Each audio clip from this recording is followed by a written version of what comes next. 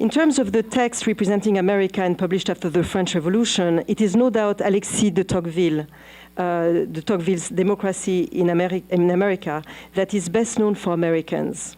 But while his work, this work is a landmark of insight that is still read today, it was first published in 1835 and well after the most important waves of French immigration to our region.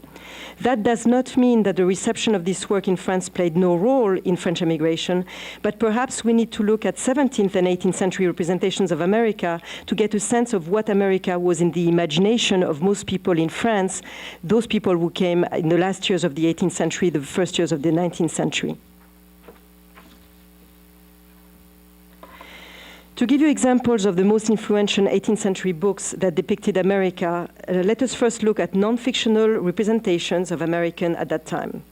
Here, my presentation relies again on Francis Child's excellent research that points out how Enlightenment French writer Abbé Raynal, the title of his book is Histoire philosophique et politique des établissements et du commerce des Européens dans les deux Indes, long title, but basically a philosophical and political history of America, especially its 1770 edition that included an account of the American Revolution, contributed in many ways to the elaboration of this idealistic picture of the New World. For instance, this text considered morality the basis of law and life on the land man's ultimate destiny.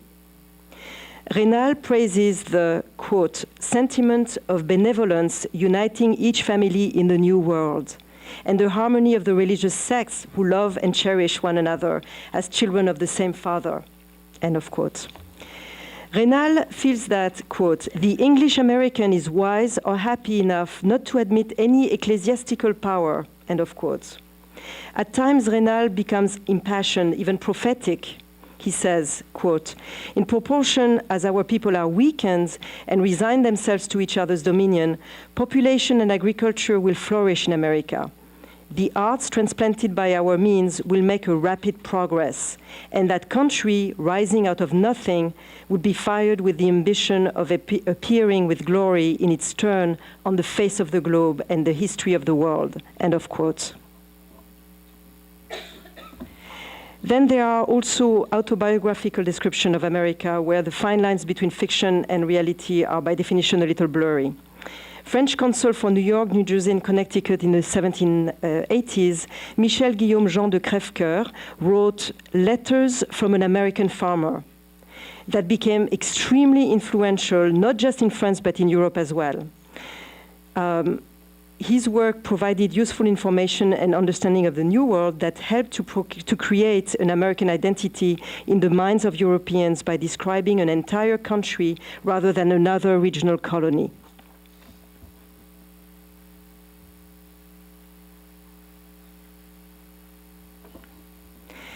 This work is interesting because it offers a somewhat more objective picture of America in that it concedes some faults in New World society, lawlessness on the frontier, slavery in the South.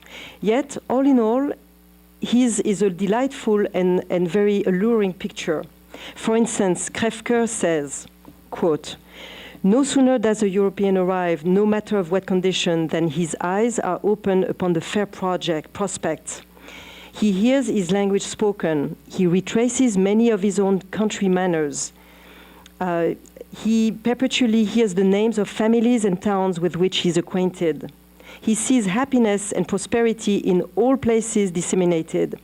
He meets with hospitality, kindness, and plenty everywhere. He beholds hardly any poor. He seldom hears of punishments and executions. And he wonders at the elegance of our towns, those miracles of industry and freedom. He cannot admire enough our rural districts, our convenient goals, good taverns, and our many accommodations. He involuntarily loves a country where everything is so lovely, end of quote.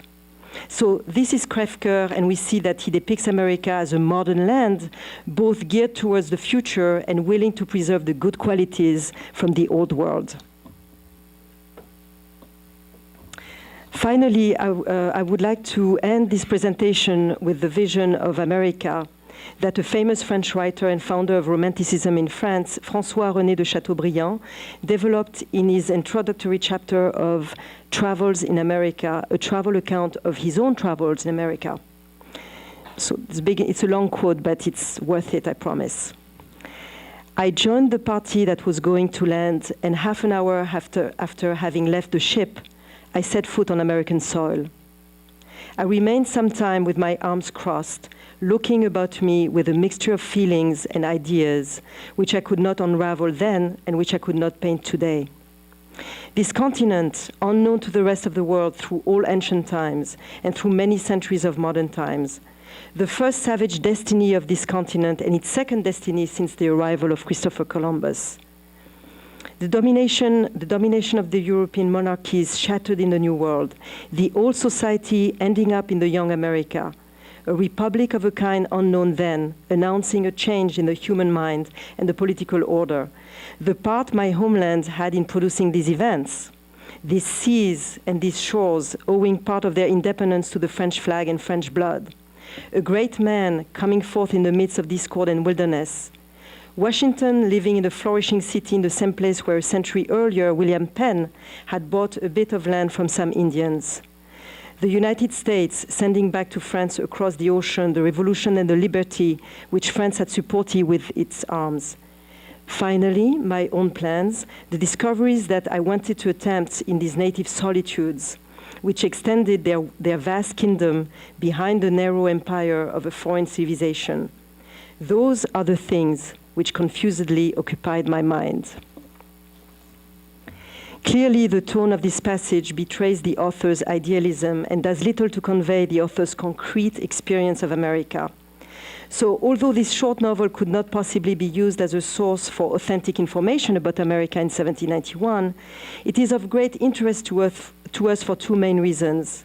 Because it was an instant success in France, this account of this trip to America that became highly fictionalized both influenced and reflected the attitudes many of Chateaubriand's contemporaries had towards the New World. In that sense, it is a valuable document of the 19th century European and French concept of what America was. And in fact, I would argue that Chateaubriand's writings continue to feed into the romantic vision that the French still have of America today. Along with the other representations I mentioned in this presentation, it also provides the wider cultural frame that helps us make sense of the draw to America for French émigrés. Incidentally, we note how much these literary representations that I just talked about remind us of the spirit in which American painters of the first half of the 19th century represented the Northeast. As you can see, this, of course, is not New Jersey, but close enough, and you can imagine how people perceived or viewed the Northeast as unspoiled and grandiose as well. To conclude, this romantic image of North America would not have been enough to entice such a large group of émigrés during the French Revolution, but certainly contributed a lot to making North America an attractive destination then. The document, The French Influence in the Region, provides important clues as to why many of them may have chosen Bottle Hill in particular. Its connections with Lafayette, of course, its closeness with two major cities' own communities of émigrés, and finally, the welcoming attitude of the local community at that time. And it is still a wonderful, welcoming community now. So I look forward now to hearing, first Tom, of course, presentation, and then all the students and Marc Debias's class. I really look forward to hearing more about the detailed studies of these families, these French families who came to Madison. Thank you.